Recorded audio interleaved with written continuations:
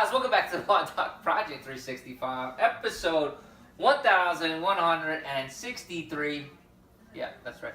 Guys, if you're following along on YouTube, jump on over to thelaw.com. Check out all of our full-length episodes. That's where we house them. What we have today is a fun case study for any of you guys that have ever seen this wonderful woman pop up into my social media platform. This is my sister. And unlike me, she is not unbreakable.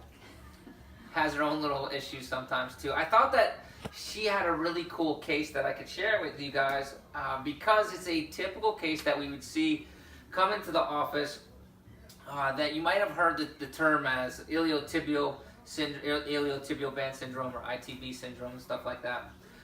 She has very common symptoms that are associated with it, but uncommon as to the cause of it. So when we typically see iliotibial band problems, dysfunctions, irritations, they are typically due to excessively tight hip flexors, which with them being excessively tight will also lead to some type of irritation through overuse and whatnot, right? My sister doesn't have that. She does have the history of overuse and then afterwards irritation that resided, but she doesn't have any of the tightnesses that we typically see. So I thought it was cool and I'm going to share it with you guys. And if I'm paraphrasing this correctly, hiking, I just came back from helping out with the Girl Scouts, awesome time, my sister's also the pack leader of. Why don't you look at the camera? You're like, not like, I won't look at the camera. I was looking at, I was listening to your commentary. So anyway, she went on a hike. She did some hiking, and following the hike, she felt this outside. Could you point to where it is? Right here. Outside knee pain / right on the that outside of the hamstring area and stuff like that, that tendon area. Upon further investigation, we were able to elicit a whole bunch of different symptoms, right? Hopefully I can get her to jump the same way that she did when I actually did it, right? So the first thing that we do when we evaluate any type of condition, we look at first the range of motion, right? Because again, typically people, if I'm thinking they like iliotibial band syndrome, the first thing that I'm generally thinking is really tight hips, right? So what I have her do is just stand up for me, Jen. And I'm just going to have her go through a very simple, broad spectrum hip extension test, right? So she gets into this like a little bit of a lunge position, and she's just going to drive her hips through. As you can see, well, you can't see on this one. Switch your legs. No problem getting to hips, right? No problem to get into hip extension. She does have a little bit of lumbosacral stuff where she kind of falls into that excessive extension, but nothing crazy, okay? And then from right there, I just want you to, actually this will be easy, just go onto your stomach. It'll be easier to show it that way.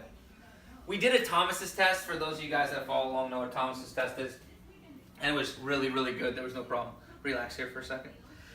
So you take a look at this is the asymptomatic side versus the symptomatic side. No difference, right? Look at hip extension, asymptomatic side, fine. Right, and we're able to get to about right there before it starts coming up. Well within normal range. And if anything, she has more on this side, right? More hip extension. If we look at internal rotation, internal rotation here and external rotation here. Again, both of these are fine. Well within normal range. Compare it to this side. If anything, her symptomatic side is looser than her asymptomatic side. And that's what I'm really trying to get to here. So we look at this from this side that doesn't bother her that much to this side that bothers her more, right? Her right side, remember, is the symptomatic side. We tend to see, in this case, we're seeing areas that are more lax than the symptomatic side. Come back up. I just want you to do a squat for me real quick, facing the camera. Right, so she doesn't have a bad squat pattern. I mean, she's not going to make it to the Olympics anytime today. But it's not a horrible squat pattern at all, right? So that's the first thing that we look at. Go ahead and come back up, and I want you to go into, this is going to be the asymptomatic, leg first, right? So go ahead and just squat. Right, come back up. And now go to the symptomatic leg in the front. Right. So one of the first things that you'll notice, again, it could be because of some of the pain, is when she went on her second lunge, when she brought her right leg forward, the symptomatic side, she was less stable. But what did you notice on both of them? I mean, her lunge is shit, right? And I mean that in a nice way. We get this super quad dominant lunge where she kind of hunches herself forward. Her back even slouches just a little bit as she does it, and she's immediately reaching for stability by grabbing onto her thigh, right? If you rewind that, you'll get to see that for a second. That's not saying that there's anything wrong with her. Her lunge might be shit, but she's awesome, right? So we have some amount of deconditioning, weakening there, that we want to be able to strengthen up this hip, because if you guys go back and see, I couldn't see it from that angle, but I saw it when I was looking at it. Her knee will start to slide inwards, and her hip kind of goes all over the place, and that's the reason why she loses her balance onto her torso. So we know that we have lack of stability within the hip complex, within that internal-external rotation aspect. So here's the other thing, and here's the last thing that we're going to look on your side. Lay on your side, facing, like, so your butt is against me. So ideally, when you looked at an iliotibial band syndrome thing, you would see like pain in this area more towards the front of the knee. In this case, we get it. Is it right there? Is that like where we're like? Yeah, in the back. In the back, right? So she has a little bit more towards underneath the hamstring, but realize that iliotibial band comes down. You can see how sensitive that is, right? She's trying to be strong for the camera. One finger, like one finger barely touching her right over top of that. Is super, super sensitive because she's got some inflammatory response. Remember that the iliotibial band comes down, attaches to the lateral retinaculum of the knee, and also to the top of the fibular head, all right? So if we get into that area, right, here's your fibular head, here's the lateral retinaculum of the knee, it's going to open in this region. So not saying that she doesn't have any irritation to the hamstring tendon as well, because remember that these tissues are connected, they are in a region, so they're going to be, when you have an inflammatory response one place, you'll have it in multiple different locations, multiple different layers of the tissue. But no, there's no doubt, if this was a hamstring symptom only, right, if this was only hamstring, when I went all the way up to here, she wouldn't jump that much. And if you guys can see, it's one finger, right? That's how inflamed this is.